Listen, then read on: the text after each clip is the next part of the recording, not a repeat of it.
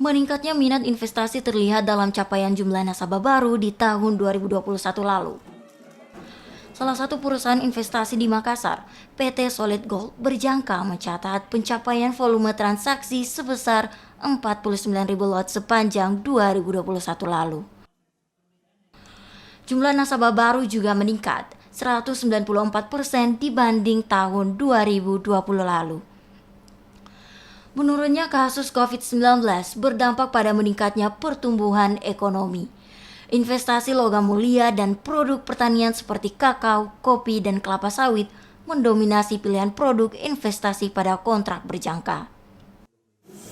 Itu untuk jumlah transaksi dan untuk jumlah nasabah yang berhasil kami rekrut untuk di tahun 2021 itu di angka 491 nasabah baru.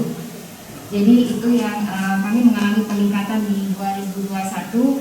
Jadi kami berharap untuk di 2022 ini untuk pencapaian untuk target nasabah itu sebisa mungkin melebihi angka 100%. Amin. Direktur Utama PT Bursa Berjangka Jakarta, Stepanus Paulus Lumintang, memberikan dukungan dalam pengembangan industri perdagangan berjangka komoditi di Indonesia. Stepanus Paulus Lumintang menambahkan, upaya SGB Makassar meningkatkan pertumbuhan volume transaksi harus diimbangi dengan kegiatan edukasi yang baik kepada masyarakat. Ada juga kontrak mata uang asing dan juga ada mata kontrak indeks, dan juga kita memperdagangkan kontrak-kontrak komoditi lainnya seperti kopi, kakao, dan minyak goreng, ya, dan emas. Dan ada pengembangan lainnya di mana kita ini Bursa Berjangka Jakarta mempersiapkan beberapa hal lain yang terkait kontrak-kontrak lainnya di luar negeri.